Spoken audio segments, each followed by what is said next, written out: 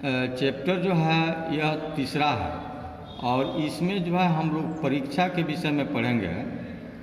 यह परीक्षा एक बड़े मानव जीवन में बड़े महत्वपूर्ण चीज़ होता है और परीक्षाएं जो होती है हर एक चीज़ की होती है। इसमें परीक्षा से संबंधित जो बात है विल्सन महोदय ने लिखा है कि कहानी के माध्यम से मनुष्य के मानवीय गुणों का उभारा गया है। दीवान पद के सभी उम्मीदवार अपने गुणों को बढ़ा चढ़ाकर दिखा रहे थे, परंतु सुजान सिंह ने दिखावे आडंबर के इस वातावरण में एक ऐसे सच्चे जोग को दीवान का पद अधिकारी चुना जिसके हृदय में गरीबों के प्रति सच्ची दया, करुणा, सहयोग, परोपकार की भावना थी। इसमें एक समय की कहानी है कि एक राज्य था जहाँ पर सुजान सिंह जो थे वहाँ पर एक दीवान के रूप में काम करते थे और वे जो है जब बूढ़े हो गए तो राजा से बोले क्या, हे दीनबंधु, मैं जो अब तो 40 साल तक मैंने आपकी सेवा की और मैं अब सेवा करने में असमर्थ हूँ। अब मैं चाहता हूँ कि कुछ दिनों तक जो है मुझे विश्राम करने दिया जाए। अब इस अवस्था में ढल गई, राजकाल संभालने की जो है शक्ति नहीं रह गई है। अगर इस बुढ़ापे में कोई भूल चूक हो जाएगी तो क्या होगा, यह मेरे नाम के आगे जो है धब्बे पड़ जाएंगे। राजा साहब ने बड़े अनुभव से कुशल जीवन का बड़ा आदर करते थे। उन्होंने समझाया, लेकिन दीवान साहब यानी सुजान साहब इस बात को मानने से इनकार कर गए और उन्हें हार करके राजा ने बोला क्या दीवान से, सुजान सिंह से, कि ठीक है, लेकिन यह दीवान कौन बनेगा यह तुमको ही खोजना होगा। कौन ऐसा पुरुष होगा जो इस पद के लायक होगा। वर्तमान में दीवान सुजान सिंह सेवा उपस्थित कौन करेगा।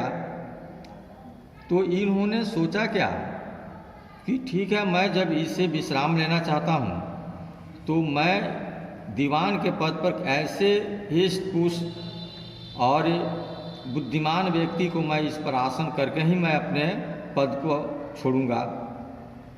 एक समय की बात है कि इसके लिए राजा ने विज्ञापन निकलवाया और इस विज्ञापन में बड़े ऊंचे, यह तो बहुत बड़ा ऊंचा पद था, रियासत था, और वे विज्ञापन निकलवाने के बाद जो है बहुत राजा महाराजा जो वहाँ पर आने के बाद जो है सब लोगों की बगल में जो है रहने, खाने, पीने, उठने बैठने की व्यवस्था कर दी गई थी। यहाँ तक कि जो लोग आलसी वर्ग आए थे वे लोग भी अपने आलस को त्याग करके उस राजा के खिदमत में लगे रहते थे। जो लोग 10 बजे तक सोने वाले लोग थे वह सुबह में सूर्य की किरण का आनंद लेते थे। जो लोग कोई काम करने वाले नहीं थे वे लोग खेल के मैदान में दौड़ा धूप किया करते थे। यानी अपने प्रदर्शन को दिखाना था कि हम लोग जो हैं बड़े मेहनती, कर्तव्यनिष्ठ और ईमानदार, सादगी वाले लोग हैं। और वह जो है यह दिखाने के बाद जो है हुआ क्या कि एक समय की बात है कि खेल का मैदान जो था जहाँ पर सभी राजा महाराजा जो आए हुए थे सुजान पद के लिए, जो लोग आए हुए थे वह खेल के मैदान में खेल रहे थे। उसी की बगल से एक कच्ची रास्ता थी। उस रास्ते पर जो है एक गाड़ीवान जो है, किसान जो है, पूरा अनाज लदा हुआ बैलगाड़ी लेकर के जा रहा था। अकस्मात वह बैलगाड़ी जो है उस कच्चे कीचड़ में फंस गया। फंसने के बाद जो है सभी खिलाड़ी जो है उस रास्ते से गुजरे, लेकिन वह जो है किसी ने जो है उस किसान पर जो है नज़र नहीं डाली और वह किसान जो है कभी गाड़ी के पहिए को हाथ लगाता, कभी बैलों को संभालता, लेकिन गाड़ी निकलने के आसार में नहीं था। तभी जो है सभी खिलाड़ी जब आगे बढ़ गए तो बढ़ने के बाद में एक खिलाड़ी जो बचे हुए थे जिनके पैरों में चोट लगा हुआ था और वह जो है सब लोगों से पीछे लंगड़ते हुए आए और आने के बाद किसान की दशा को देख करके किसान से पूछे कि मैं आपकी मदद कर सकता हूँ। किसान ने बड़े ही भावुक दृष्टिकोण से कहा कि मैं कैसे कह सकता हूँ कि आप मेरी मदद कर सकते हैं, लेकिन इनके सादगी को देखकर कहा कि ठीक है मदद कीजिए। वह जो है गाड़ी के पहिए में हाथ लगाए, बैल को ललकारा, कठिन परिश्रम करने के बाद में वह जो है पूरे कीचड़ से जो है उस गाड़ी को निकाल करके बाहर कर दिया। वह किसान इस खिलाड़ी को बहुत धन्यवाद दिए और कहे कि इस सुजान की पद पर जो है यह रियासत में आपकी स्थान मिलेगी। लेकिन यह खिलाड़ी जो उनके बातों को सुन करके भावुक रह गए और उन्होंने उनको पहचानना शुरू किया कि वास्तव में यह है कौन। बीते बीते 1 महीना जब बीता तो बीतने के बाद में जब नामों का चयन हुआ तो चयन में जो दीवान पद के लिए चयन हुआ, उस दीवान पद में जो है इनका ही नाम पुकारा गया और यही दीवान के पद पर आए। इसलिए कहा गया